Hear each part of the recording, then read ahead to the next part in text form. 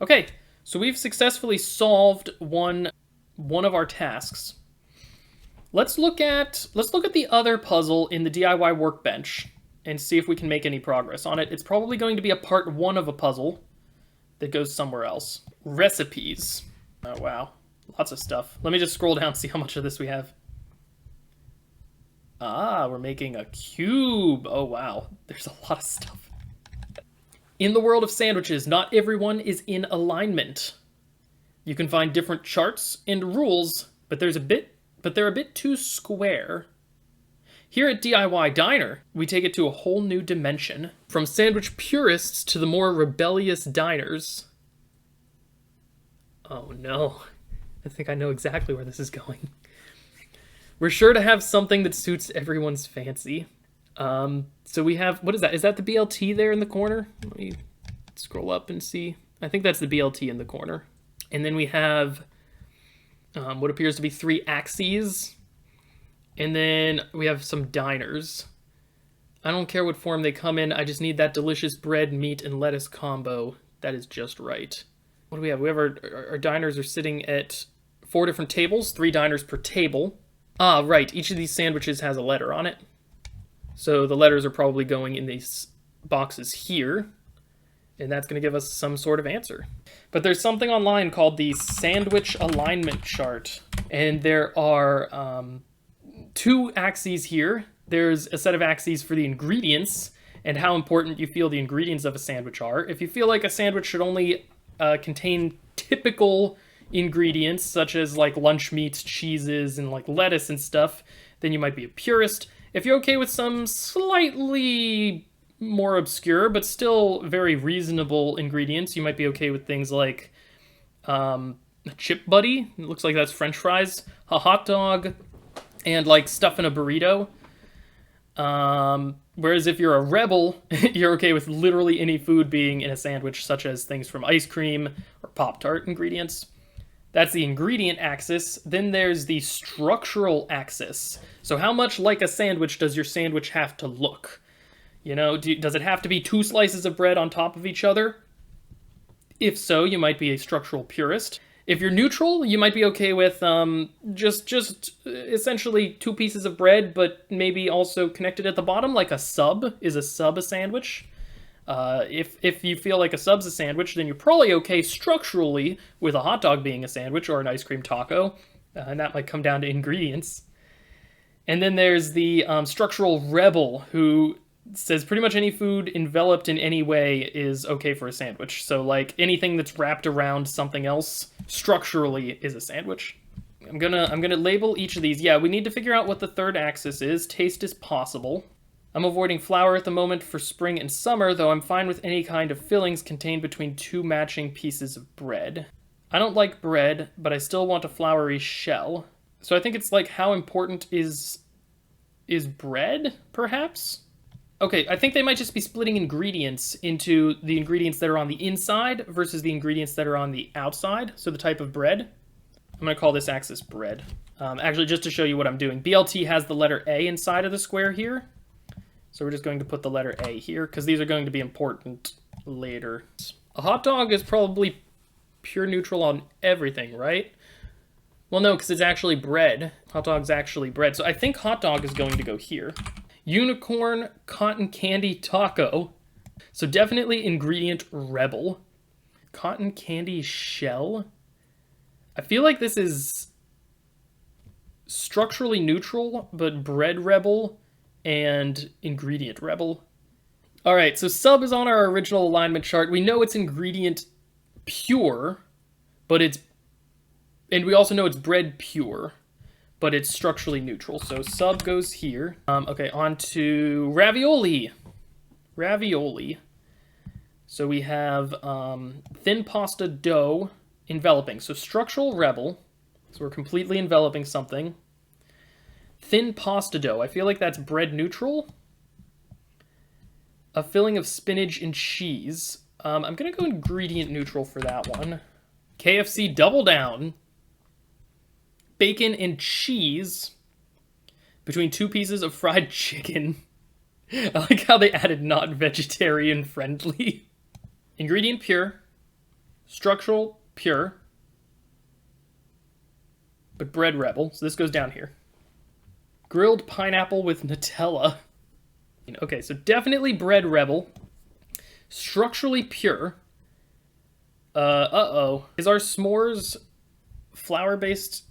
So I'm going to move s'more up here, and I'm going to put grilled pineapple chicken wrap. Has enclosed like a burrito, so it's structurally rebel. It's just wrapped in a wrap. So I think we said wraps have been, yeah, like quesadilla was bread neutral.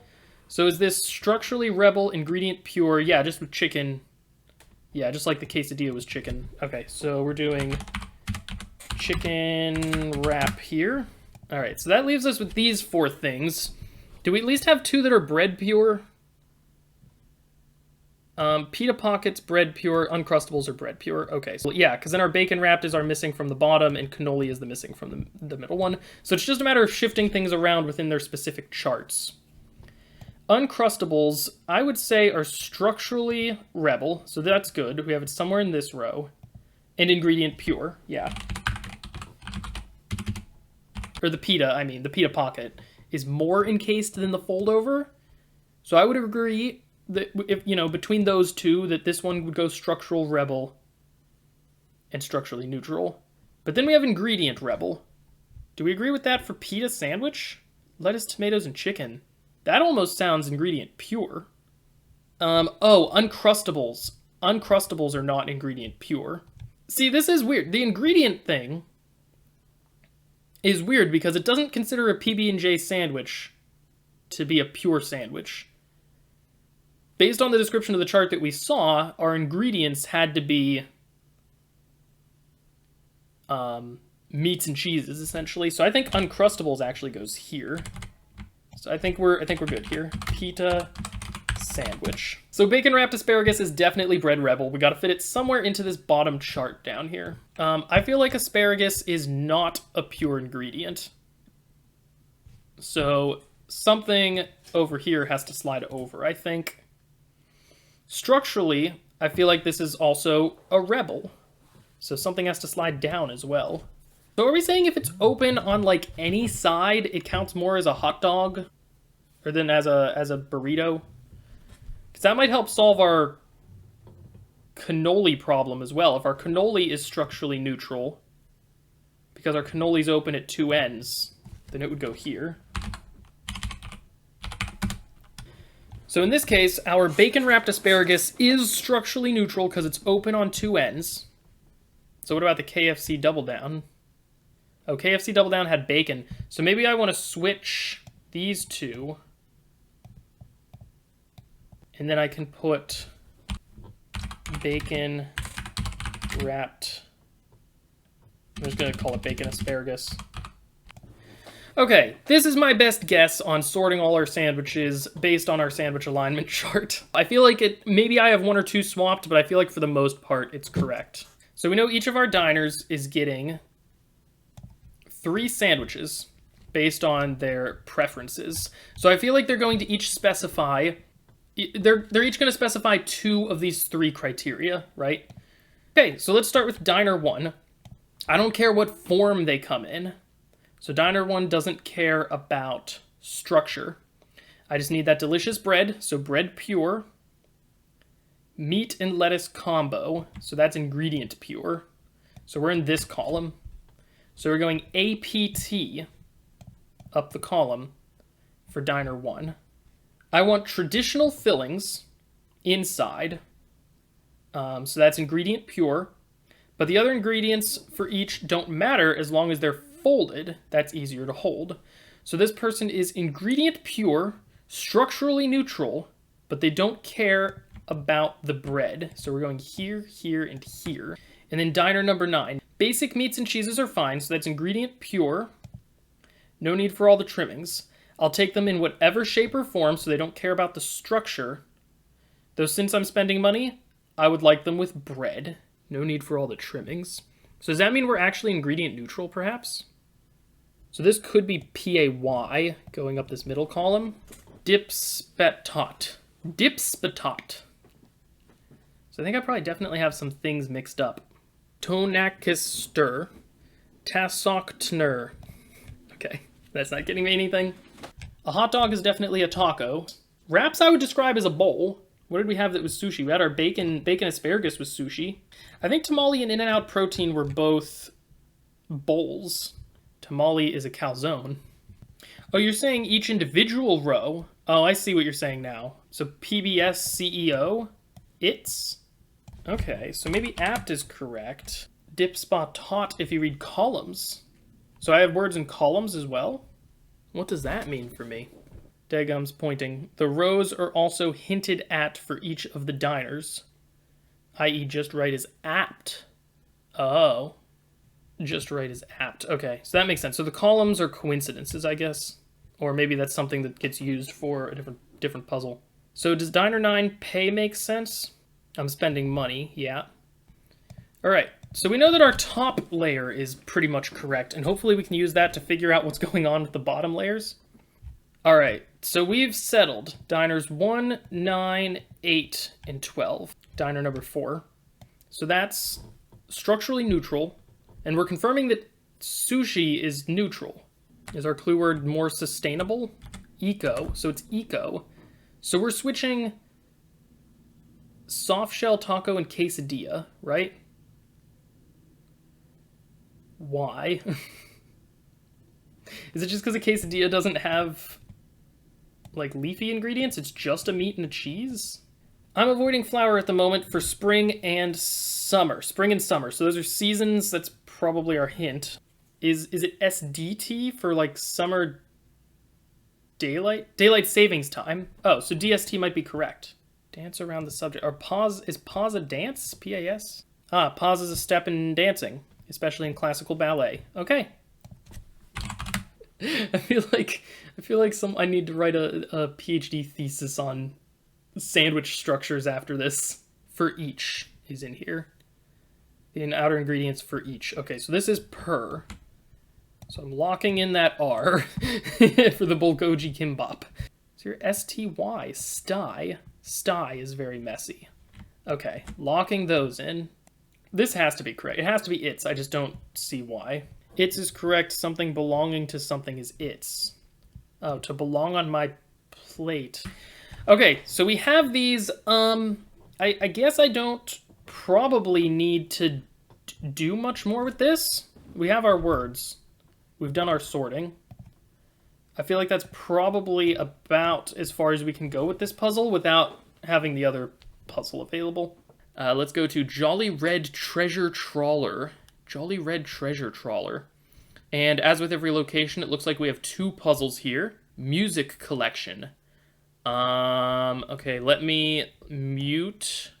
Okay, desktop's already muted. I'm just going to mute my own microphone while I listen to one of these to see if we have DMCA problems here. Okay, these are definitely real songs, I'm fairly sure. We're not going to play any of these songs on stream. Do we have anything below? We do have stuff below. Label Red's music collection below. Tip, you can paste text into the boxes. Oh, that's cool. 11. We have 11 songs. This looks like more than 11 spaces. Yeah, we have 22. Oh, so I wonder if each one is a mix between 2 songs, perhaps. All right, so I'm going to go through and start seeing if we can identify any of these songs. I'm going to go to the one that I feel like I most knew, which was number 5 here. Very clearly, You Ain't Nothing But a Hound Dog at the very beginning. Hound Dog by Elvis Presley, right. But is there, I'm going to keep listening and see if we've mixed something here. Okay, that sounded 100% like Elvis's Hound Dog, at least from my memory. I can't say I listen to Hound Dog on a regular basis, but I didn't notice anything particularly strange about it. Alright, so Hound Dog by Elvis Presley. I don't immediately see somewhere to put that in. Assuming that the black spaces are indeed spaces. I just had another idea. It says, Red started dabbling in other forms of art. He needs your help labeling his new collection before he exports it for sale. You suspect that some of his records might not be original. Was Hound Dog an original song by Elvis? Hound Dog, okay, so here's the Wikipedia page for Hound Dog. 12 bars blues song written by Jerry Lieber and Mike Stoller, recorded originally by Big Mama Thornton. Let's start with the first one. Jimi Hendrix. Jimi Hendrix? All Along the Watchtower, maybe? Song written and recorded by American singer-songwriter Bob Dylan. The song initially appeared in his album John Wesley Harding. Covered by numerous artists in various genres, All Along the Watchtower is strongly identified with the interpretation Jimi Hendrix recorded. So yeah, I'm thinking these are songs that when people hear them, they most closely associate them with the re-recorded version by somebody else, but they were originally recorded by a different person. Yeah, Bob Dylan could go here, and then Elvis Presley would be 5 and 7. Okay, this seems to be American Woman. I think Google is telling me that this is Lenny Kravitz, released by the Canadian rock band The Guess Who. Alright, listening to song number 3. So far it's music. It sounded like we put a record on. Ah, wait, I definitely heard this. Is this Madonna? No lyrics yet, just the music. I come home in the morning light. Something. I didn't hear it because I was talking. My mother says, when you gonna. So I come home in the morning light, my mama says, when you gonna. Girls just want to have fun. Ah, yes, that's the one. It's Girls Just Want to Have Fun. Thank you, Christopher from space. I heard there was a secret call and then something. That David played and it pleased the Lord? Something like that? That's Hallelujah, says Tab Stop. Drum beat, guitar. Sounds good. Don't immediately recognize it. No lyrics yet. Okay, there are lyrics. They're hard to understand. Let me listen one more. I think it started with Breaking Rocks. I think it's Breaking Rocks in a Hot Zone. And then there's like this group cheer of some words that I cannot understand. I needed money. At the very end, he said, I needed money. God? Hold on, let me hear one more time. Ah, I fought the law. Oh, it is Breaking Rocks, but it's break-in, not breaking. Okay, Breaking Rocks in the Hot Sun, so not the Hot Zone. I fought the law, and the law won is the part that I just could not understand through listening alone. Okay, good. So I fought the law. It looks like it's by The Clash. I feel like I know this one. Do I? I'm not good with musical lead-ups, even for songs that I've heard like dozens of times. And this one's all musical lead-ups. So I'm just going off of I think it's the bass line. Let me hear it one more time and see if I can place the song I think it is. I feel like I know the bass line, but I don't immediately know what song it's from. Oh, I Want Candy! Yes, Tasty Oakley, thank you. I knew the song. I'm like, I know the bass line. What is it? I couldn't place it. Yeah, it's I Want Candy. Thank you. Okay, so, who's this by? Bow Wow Wow? Written and originally recorded by the Strangeloves. Alright, on to song number 4. If I should stay really slow, I would only be in your way. So I'll go, but I know really, really slowly sang, but I'm pretty sure I heard all the lyrics correctly. It's a female singer, sang really slow. Looks like Dolly Parton, I Will Always Love You. Strange sounds. Okay, music. I am Superman? And I know what's happening. Superman, the Click, and Rem. It might not feel like we finished a puzzle, but we finished part 1 of this puzzle, which was sorting these records and labeling them.